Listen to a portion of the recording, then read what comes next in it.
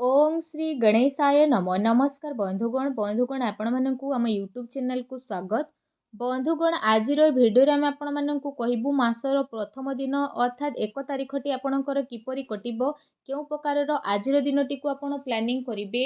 आज आपणकर love life किपरि रहिबो, आपणकर बिजनेस किपरि रहिबो, व्यापार किपरि रहिबो, शिक्षा किपरि रहिबो, स्वास्थ्य किपरि रहिबो, केउ जिनिस रे आपणकु फायदा मिलिबो, केउ जिनिस रे आपणकु सावधानता अवलंबन करने पड़ो। ता सहित जदि आम कहिबा क्यारियर स्थिति, बिजनेस स्थिति, व्यापार स्थिति सबकिछि विषय पूरा डिटेल्स आज भिडियो आम आपण मानकु कहबू। तेणु भिडियो को पूरा लास्ट पर्यंत देखंतु। भिडियो शेष में गोटे उपाय विषय में कहबू जहाद्वारा आपण आज दिन को आहरी अधिक शुभ और मंगलदायक सब्यस्त करें। मासर जेहेतु प्रथम दिन तो आपण दिन किपर रहिबो पूरा डिटेल्स रे जानिबा।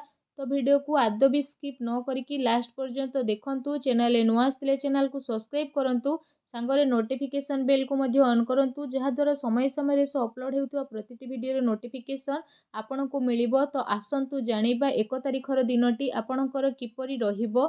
जदि आमे आपण माननकु कहिबू आजिर दिन विषय तो सबुठारु प्रथमे कहिबा कोन आपणक पई आज पॉजिटिव रहबा पई जाउछि। जदि आमे कहिबा कि फ्रेंड्स घर परिवार रे आज कौन शुभ कार्य संपन्न होबार विशेष भाव में संभावना बनुची। परिवार उत्सवर माहौल आज बनी पारे। संतान पक्ष को नहीं आज आपणकर चिंता दूर हेबो। ता सहित आपण को कौन प्रकार शुभ सहयोग प्राप्त होबार विशेष भाव में जोग बनुची। एमिति रे भाबी चिंती कि आपण स्थिति रे आग को बढ़ंतु जहाद्वारा घरे आपणकर मर्यादा बढ़िबो। ता सहित जदि कहिबा आज आपणकर कौनसी स्वप्न साकार मध्य होई पारे। सेथिपाई निजर कार्य उपरे पूरा रूप रे आपण ध्यान केंद्रित करंतु। कुआडे पुंजी निवेश करिबा आपणक पई फायदावान साब्यस्त होई पारे। विद्यार्थी को प्रतियोगिता संबंधित परीक्षा रे मध्य उचित परिणाम आज हासिल हेबो। ता सहित आज आपणकर सबु कार्य आसानी रे मध्य संपन्न हेबा कारणरू मनरे प्रसन्नता एवं ताजापण रहिबो। ता सहित अचानक ही कौनसी आर्थिक समस्या आसीबा कारणरू आपण निजे निजको चिंता मध्य करि परिबे। ता सहित जदि कहबा ए समय रे ग्रहंकर स्थिति आपणकर व्यक्तित्व को विशेष भाव में प्रभावशाली करिबो। घर तथा समाज रे आपणको आपणकर योग्यता द्वारा मान सम्मान प्राप्त हेबो। ता सहित धार्मिक एवं आध्यात्मिक क्षेत्र रे आपणकर आज विशेष भाव में स्थिति बढ़िबो। जो कारण पाई आपणकर भावना बहुत अधिक सकारात्मक एवं संतुलित बनिकी रहइबो। फ्रेंड्स यह सहित जदि कहिबा अन्यर परामर्श अपेक्षा निजर योग्यता एवं क्षमता उपरे अधिक आपण विश्वास करंतु। आजिर दिन आपणकर स्वप्न एवं महत्व आकांक्षा को पूरा करिवार दिन रहिबो। पूरा मनोबल द्वारा आपण आपणकर कार्य प्रति समर्पित भाव रहिबे। ता सहित प्रॉपर्टी संबंधित अटके थिबा आपण कार्य मध्य पूर्ण करिवे। सेथिपाई निजर ध्यान को ए सब उपरे आपण केंद्रित करंतु। पैसा संबंधित निवेश पाई मध्य आजिर दिन बहुत ही उत्तमदायक रहिबो। फ्रेंड्स आसंतु जानिबा आज आपणको पई कोन नेगेटिव रहिबो। फ्रेंड्स अनावश्यक कौनसी प्रकार विवाद उत्पन्न हेबार विशेष भाव में संभावना बनुची। कौनसी अन्य व्यक्ति द्वारा घरे आज चिंतार माहौल मध्य आपणकर होई पारे। धन अचल संपत्ति को लेकिन विवाद उत्पन्न हेबार विशेष भाव में आपणको पई संभावना बनुची। ता सहित जीवन में उत्थान पतन उत्पन्न हेबार विशेष संभावना बनुची। तो से सबुरु आज आपण दूरे रहिबा पई प्रयास करंतु। आपणको पई दिन बहुत भल रहिबो। फ्रेंड्स जदि कहिबा केबे केबे अलस्वामी कारणरू आपणको कार्य रे रोकावट मध्य आसी पारे। तेणु ध्यान रखंतु टिके भूल काम आपणको आपणको लक्ष्यरू विशेष भाव में भटकेब। तेणु सावधान ए सबुरे आपण रुहंतु। विशेष भाव में कौनसी प्रकार द्विविधा स्थिति रे कौनसी अनुभवी व्यक्तिर परामर्श आपणको पई फायदामान साब्यस्त हेबो। फ्रेंड्स जदि कहिबा आपणको आउ गोटे कथार आज विशेष भाव में ध्यान रखिबार अछि कि केते थर जदि कहिबा कठोर बाणी द्वारा एमिति किछि लोकंक भितरे मनांतर मतांतर स्थिति हुए। सेथिपाई निजर बाणी रे नियंत्रण रखंतु। कामर अधिकतार प्रभाव आज आपणकर शरीर उपरे मध्य पड़ी पारे। सेथिपाई लगातार आपण आराम करबा पई ट्राई करंतु।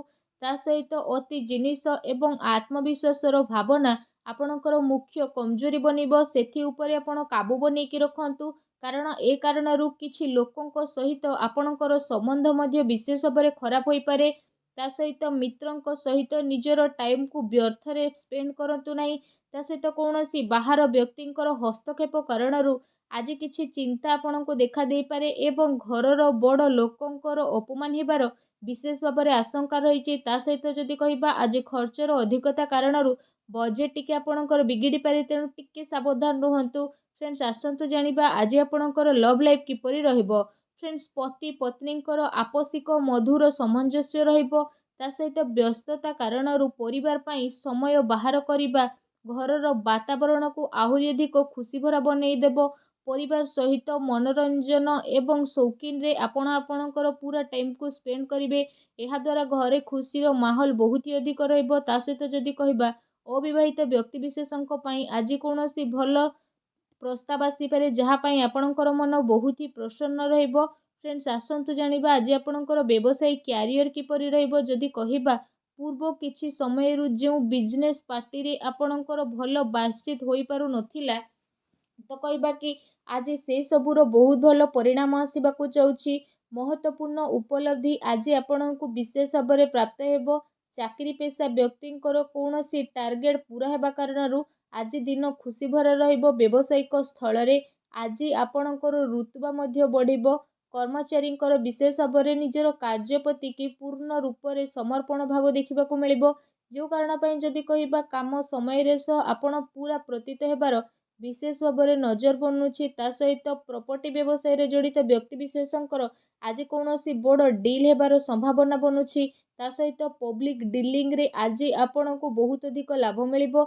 ଚାକିରି ପେଶା ବ୍ୟକ୍ତିବିଶେଷଙ୍କୁ କୌଣସି ଅଫିସିଆଲି ଯାତ୍ରା କରିବା ପାଇଁ ପଡ଼ିପାରେ। ମିଡ଼ିଆ ତଥା ମାର୍କେଟିଂ ସମ୍ବନ୍ଧିତ ବ୍ୟବସାୟରେ ଜଡ଼ିତ ବ୍ୟକ୍ତିବିଶେଷମାନେ ଆଜି ଭଲ ଉପଲବ୍ଧିକୁ ବିଶେଷ ଭାବରେ ପ୍ରାପ୍ତ କରିବେ। ସେଥିପାଇଁ ନିଜର ସମ୍ପର୍କ ସୂତ୍ର ସହିତ ଅଧିକରୁ ଅଧିକ ଆପଣ ଆପଣଙ୍କର ଟାଇମକୁ ସ୍ପେଣ୍ଡ କରନ୍ତୁ। ଆଜି ଆପଣଙ୍କୁ କାର୍ଯ୍ୟକ୍ଷେତ୍ରରେ ପରିଶ୍ରମର ଅନୁରୂପ ଉଚିତ ପରିଣାମ ମଧ୍ୟ ହାସିଲ ହେବ, ଯେଉଁ କାରଣ ପାଇଁ ଆପଣଙ୍କର ମନ ବହୁତ ହି ପ୍ରସନ୍ନ ରହିବ।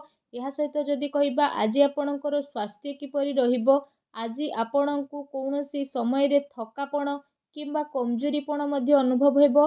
ସେଥିପାଇଁ ଆପଣ ଆପଣଙ୍କର ଖାଦ୍ୟପେୟ ଉପରେ ବିଶେଷ ରୂପରେ ଧ୍ୟାନ ଦିଅନ୍ତୁ। ତା ସହିତ ଆଜି ଆପଣ ଆୟୁର୍ବେଦିକ ଜିନିଷର ଅଧିକରୁ ଅଧିକ ସେବନ କରନ୍ତୁ। ଏହା ଆପଣଙ୍କ ପାଇଁ ବହୁତ ଭଲ ରହିବ। ଆହୁରି ଆପଣଙ୍କ ସ୍ୱାସ୍ଥ୍ୟକୁ ଭଲ ରଖିବା ପାଇଁ ଆପଣ ପ୍ରତ୍ୟେକ ଦିନ ଯୋଗ କରନ୍ତୁ, ବ୍ୟାୟାମ କରନ୍ତୁ ଏବଂ ସୁସ୍ଥ ରୁହନ୍ତୁ।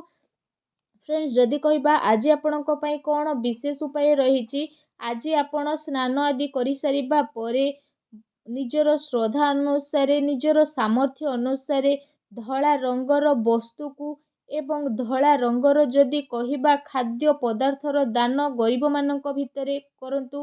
ମା ଲକ୍ଷ୍ମୀଙ୍କୁ ସ୍ମରଣ କରିକି ଅବଶ୍ୟ କରନ୍ତୁ। ଏ ପ୍ରକାରର ଦାନ ପୁଣ୍ୟ କରିବା ଦ୍ୱାରା ମା ଲକ୍ଷ୍ମୀ ଆପଣଙ୍କ ଉପରେ ବହୁତ ଶୀଘ୍ର ପ୍ରସନ୍ନ ହେବେ ଏବଂ ଆପଣଙ୍କର ସମସ୍ତ କଷ୍ଟକୁ ଦୂର କରିବେ।